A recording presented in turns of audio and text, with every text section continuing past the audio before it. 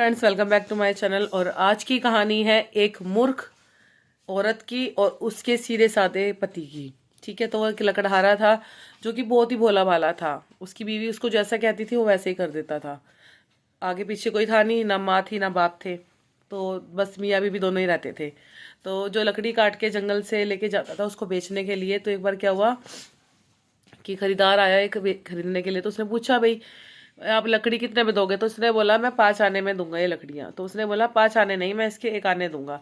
अब वो इतना ज़्यादा सीधा था कि उसने वो 5 आने की लकड़ियाँ उसको 1 आने में ही दे दी। अब वो अपने घर गया। अब घर जाके उसकी बीवी भी काफ़ी दिनों से परेशान थी कि भाई हम कैसा भुखमरों वाला गांव है, हम तो यहाँ जब से आए तब से गरीबी है, ऐसा करो कहीं और चलते हैं। तो उसके पति ने बोला, कहीं और जाके क्या करेंगे, यहाँ कम से कम अपने सर पे छत तो है, कहीं और जाएंगे तो सर पे छत भी नहीं होगी, तो कैसे क्या गुजारा करेंगे। तो उसकी पत्नी ने बोला, भाई कर्जा लो, दूसरा काम शुरू करो, इस लकड़ी के काम में तो कोई फायदा नहीं है, क्योंकि रोज तुम 1 आना 2 आना ही लेके आते हो, उसमें तो एक 2 टाइम की रोटी भी पूरी नहीं हो पा रही है। तो उसने बोला, मुझे कौन उधार देगा? तो उसने बोला, हमारे यहाँ गाँव का जो सेठ है, साहूकार साहब है, वो बहुत अच्छे हैं और वो तुम्हें दे देंगे ज़रूर उधार, और तुम उन पैसों से फिर नया हम कोई काम व्यापार शुरू करेंगे। तो ऐसा विचार करके वो गया सेठ के पास। अब सेठ ने उसकी सारी सुन ली। अब सेठ ने उसको बोला, मैं तुझे कर्जा तो दे दूंगा, लेकिन कोई जिम्मेदार आदमी चाहिए साथ में, जिसकी जो भाई तेरी गारंटी ले, कल को तू नहीं दे पाया पैसे तो मैं कम से उसे तो पकड़ लूंगा। ऐसे ही विचार करके उसने बोला, ठीक है भाई। ये अपनी बीवी को बोला। अब बीवी ने उसको बोला कि तुम्हारा पड़ोसी तुम्हारा दोस्त है तेनालीराम, उससे बात करो, वही बनेगा तुम्हारा जिम्मेदार। कि काय बात की दोस्ती है जब वो तुम्हारा साथ नहीं दे सकता।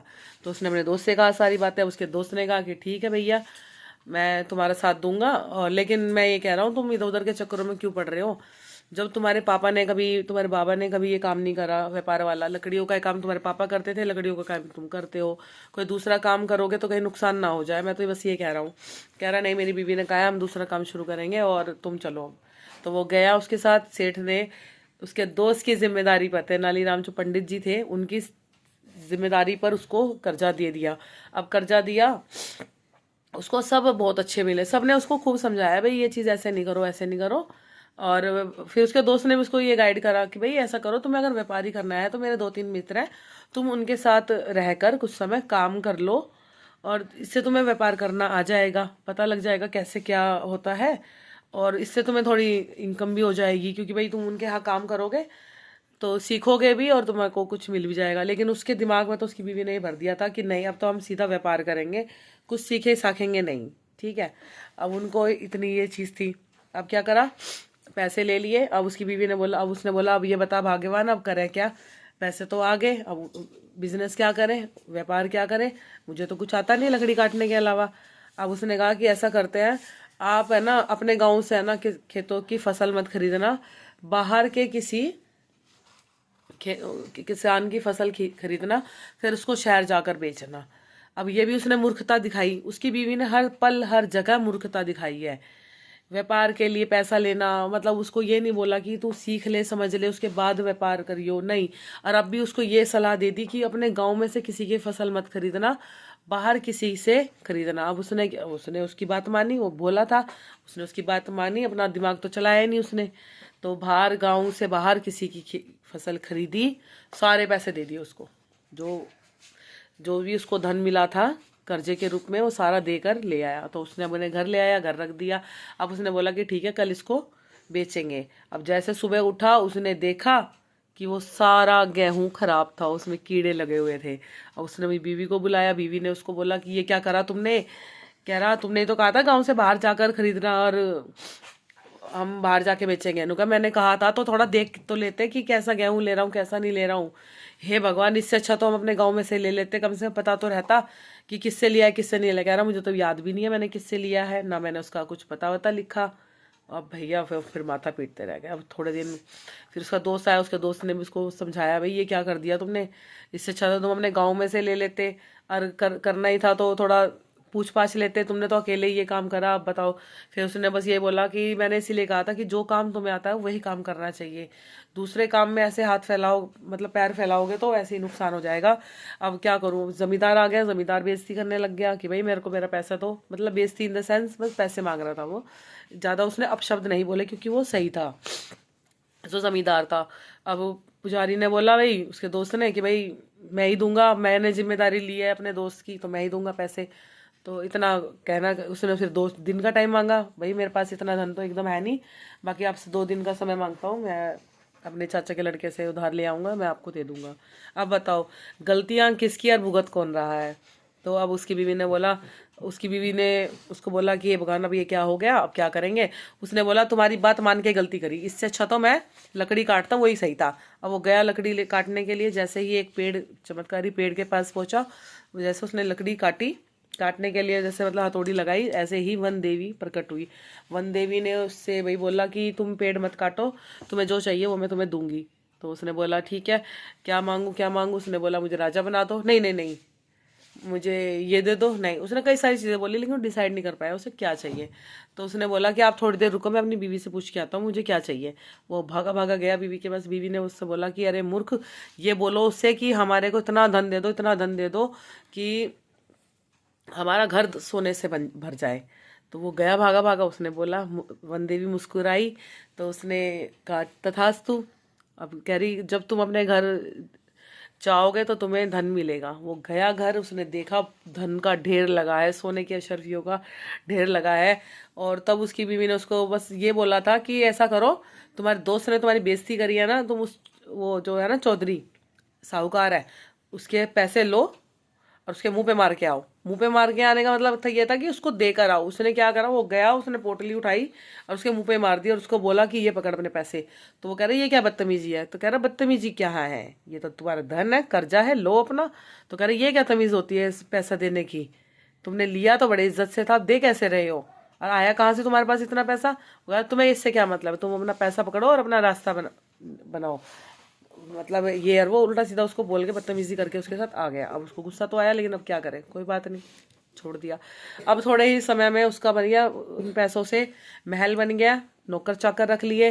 अब उसने उसको बोल दिया कि तुम्हें कमाने की जरूरत नहीं, तुम ऐसे ही रहोगे, क्या जरूरत है कमाने की, हमारे पास तो बहुत धन आ गया। अब ऐसा करके रहे वो। अब उसके दोस्त उसको मिला एक बार तेनालीराम। उस तेनालीराम ने बोला उसको, भाई तेरे पास इतना धन कहाँ से आ गई है। वो भोला था, उसने बता दिया सारी बातें। तो उसने बोला बहुत अच्छी बात है, वन देवी ने तुम्हें इतना मतलब बड़ा आशीर्वाद दिया है, तो तुम उस आशीर्वाद का मतलब लाज रखो और अपने धन को सही दिशा में यूज करो और गरीबों की सेवा भी कर सकते हो, और वो करनी चाहिए जब तुम्हारे पास इतना पैसा है। तो उसने अपनी बीवी को बताई सारी बातें जाके। अब बीवी कहती है कि जब हम गरीब थे हमारी किसी ने मदद करी थी। अरे ये भूल गई कि साहूकार ने पैसा दिया था, और वो दोस्त था तेनालीराम, उसी ने ही पैसा कर्जा देने, तुम्हारा कर्जा देने की कोशिश भी करी थी। तो वो अपने दिन भूल गई सारे। तो उसके फिर वो नहीं, उसने उसकी बात मानी। ठीक है, थोड़े दिनों बाद फिर तेनालीराम उसको मिला। फिर उसने बोला कि तुमसे बस एक बात ये कहना चाहता हूँ कि तुम अपनी बीवी को थोड़ा समझाओ, जब से उसके पास धन आ गया है वो घमंडी और अहंकारी हो गई है, और उसे बोलने की बिल्कुल भी तमीज़ नहीं रही है। वो किसी से भी कुछ भी बोल देती है, जो कि चीज़ें बहुत ज़्यादा गलत है, ये नुकसान दे सकती हैं। जो तेनालीराम कितना अच्छा दोस्त था, उसने उसको यहाँ भी समझाया कि नुकसान दे सकता है तुम्हारा ऐसा व्यवहार, अपने व्यवहार में थोड़ी सी विनम्रता लाओ, क्योंकि जो भी इंसान के पास धन आ जाता है तो उसे विनम्र भी होना चाहिए। उसने उसकी बीवी को बताई वाली बात, अपनी बीवी को बताई, भाई ऐसे ऐसे तुम ये चीज़ करो और ये वो। उसने उसकी फिर भी नहीं मानी, वो नहीं मानती। फिर थोड़े दिनों की बात है, एक बार राजा जी और अपने मंत्री के साथ निकले भ्रमण के लिए। तो उन्होंने देखा कि हमारे राज्य में इतना सुंदर भवन, ये किसका है। वो गए, उनके मन में जिज्ञासा आई। मंत्री ने बोला महाराज थोड़े समय तो पहले यहाँ कुछ भी नहीं था, और अब यहाँ इतना बड़ा महल है। तो कहते चलो देखते हैं जाके किसका कैसा महल है, लगता है बहुत सुंदर होगा। तो भैया वो दरवाजे पे पहुंचे, दरबान ने उनको रोक दिया कि भैया मेरे मालिक ने बोला है कि अंदर नहीं आना बिना मेरे से पूछे। तो कहता है, फिर उसको गुस्सा आ गया, राजा को तलवार निकाल ली। मंत्री ने समझाया कि महाराज आप इस पे क्यों क्रोधित हो रहे हो, इसको तो जैसा आदेश दिया गया है वैसा ही करेगा। ठीक है, तो बोला ठीक है जाओ अपने मालिक को बोलो कि हम आए मिलने के लिए। अब उसने बोल दिया उसको जाके, वो खाना खा रहे थे दोनों। अब उसकी बीवी ने क्या बोला, रुको कहाँ जा रहे हो, राजा ही तो आया है, आने दो। अमीर लोग है ना, गरीब अमीर लोग है ना, अतिथियों को इंतजार करवाते हैं, कोई जरूरत नहीं जाने की। दरबान जाओ उनसे जाकर बोलो कि हम अभी खाना खा रहे हैं, थोड़ी देर में आएंगे, इंतजार करें। और भैया उसने तो जाके जैसे उससे बोला, राजा को गुस्सा इतना आया। राजा कह रहा मुख्यमंत्री अब नहीं सुनूंगा तेरी, अब तू हट जा साइड में। और सैनिकों को बुलाया, उसको बोला कि ये सारा ये जो ये महल है वो मैं जब्त करूंगा, हम इस महल पे कब्जा करेंगे और इनको दोनों को निकालो बाहर। अब इतनी थोड़ी सी देर हुई थी, इतने में सैनिकों की टुकड़ी आ गई, उसको उसकी बीवी को खदेड़ दिया बाहर, निकलो बाहर, अब ये महल मेरा है। अब वो दोनों फिर से गरीब हो गए, अब वो रहने की जगह नहीं, कहाँ जाए। अब वो दोस्त के पास गए, तेनालीराम के पास। उसने उसको सारा किस्सा बताया। तो उसने बोला, यार भैया ये तो तुमने बहुत गलत कर दिया, तुम्हें पता नहीं है राजा विक्रमादित्य का गुस्सा कैसा है। अब उन्होंने तुम्हारा घर ले लिया, किसी के पास इतनी हिम्मत नहीं जो उनसे टक्कर ले सके, उनको कुछ जाके बोल सके। अब भैया मैं तुम्हारा मित्र हूँ और तुम्हें जितने दिन यहाँ रहना है तुम रह सकते हो, कोई ऐसी परेशानी नहीं है। अब वो रहने लग गए वहाँ पे। मजबूरी में क्या करें, कहाँ जाए, कोई घर नहीं, कोई ठोर ठिकाना नहीं। तो थोड़े दिनों बाद उसकी बीवी ने उससे बोला कि भाई मुझे यहाँ ना यहाँ रोटी खाने में भी बड़ी शर्म लगती है, क्योंकि तुम कुछ कमा नहीं रहे हो और ये हम मतलब अच्छा नहीं लगता। अब ऐसा करो, आप ऐसा करो, वन देवी के पास दोबारा से जाओ, कुछ ना कुछ रास्ता जरूर निकलेगा। वो उसके कहने पे दोबारा वन देवी के पास गया, दोबारा कुल्हाड़ी उठाई, पेड़ के पास लगाई। इतने ही वन देवी प्रकट हुई, बोली तुम तो बहुत धनवान हो गए थे, अब क्या हो गया। उसने सारी कहानी बता दी। तो उसने बोला कि बेटा ये तेरी तो गलती है, तू हर बात अपनी बीवी की मानता है। मैं ये नहीं कहती कि अपनी बीवी की बात मत मानो, लेकिन बीवी की हर बात मत मानो, अपनी भी बुद्धि लगाओ। चीज़ें कितनी ज़्यादा गलत हो गई हैं। तुमने राजा का अपमान किया है। थोड़ा सा अगर राजा को तुम विनम्र होके मिलते, क्या पता राजा तुम्हें अपना मित्र बना लेता, क्या पता आगे के लिए तुमको सहायता मिल जाती। क्योंकि जो जोड़ा हुआ धन है या जो भी धन है वो एक ना एक दिन तो खत्म होगा ही, अगर तुम उसको बढ़ाने के लिए कार्य नहीं करोगे तो। वो कह रहा मैं इसमें क्या करूँ, मेरे को रास्ता दिखाओ। तो उसने क्या कहा कि अब बताओ तुम्हें क्या चाहिए। तो कहता अभी आप रुको 1 मिनट, मैं बस अभी आया। वो अपनी बीवी के पास गया। उसने बोला वन देवी फिर से आ गई है, बताओ क्या मांगना है। तो उसने बोला अब हम है ना धनवन नहीं मांगेंगे, अब हम है ना ऐसा करेंगे, आप अपने है ना 4 हाथ मांग लो। 2 हाथ तो है, 2 हाथ और मांग लो। कह रहा इन 2 हाथों से तो मैं कुछ कर नहीं पा रहा, 2 हाथ और लेके मैं क्या करूँगा। तो कहती है हम है ना लोगों में ये बात फैला देंगे, आप है ना विष्णु जी के अवतार हो, ठीक है, तो आप ऐसा करो, ये चीज़ कर लो। अब वो गया, हाथ मांग लिए उसने। तो कहती देख लो कुछ और मांगना है तो मांग लो, ये 2 हाथ का क्या करोगे। तो कहता बस मेरी बीवी ने जैसा कहा है ना आप ऐसे कर दो। फिर उसने कहा कि ठीक है, जैसे तुम अपने गांव की सीमा में कदम रखोगे ऐसे ही तुम्हारे 2 हाथ और आ जाएंगे। अब जैसे उसने गांव की सीमा में कदम रखा, उसके 4 हाथ आ गए और सब उसको देख के डर जाए कि भैया ये कौन सा राक्षस आ गया, ये क्या हो गया, ये वो सब उससे दूर दूर भाग रहे। राजा के महल के पास वो पहुंचा। राजा का महल ने भी उसको मारने के लिए एकदम तलवार उठा ली कि भैया ये तो मुझसे बदला लेने के लिए आया है और ये जरूर जादू टोना करता है। तो इतने में ही वन देवी प्रकट हुई। वन देवी ने उसको सारी बातें बताई। इतने बीवी भी आ गई थी, तेनालीराम भी आ गए थे, सब आ गए थे वहाँ पर। तो वन देवी ने उसको राजा को बताया कि भाई ये बहुत ही ज़्यादा सीधा है और इसकी पत्नी इतनी मूर्ख है, उसको सही गलत का बिल्कुल भी आभास नहीं है और इसको मान सम्मान का भी नहीं पता कि मान सम्मान होता क्या है।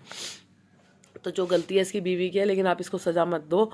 और ऐसे ही फिर उसको बुद्धि आ गई। बस जैसे वन देवी आई, राजा ने उसको छोड़ दिया और वन देवी ने भी उसके जो 2 हाथ एक्स्ट्रा दिए थे वो ले लिए। और बस तब से वो ठीक हो गए, उनकी बुद्धि ठिकाने आ गई और अपना बुद्धि से काम करने लगे। तो आज की कहानी बहुत ही इंटरेस्टिंग है तो बहुत लेंदी थी, ये कम से कम 1-1.5 घंटे की थी, बट मैंने शॉर्ट में सुना दी है। So thank you so much की watching my thoughts and my videos and my specially stories, जो अभी तक कुछ भी नहीं चल रहा है, बट प्लीज़ चल जाए तो good. Thank you so much.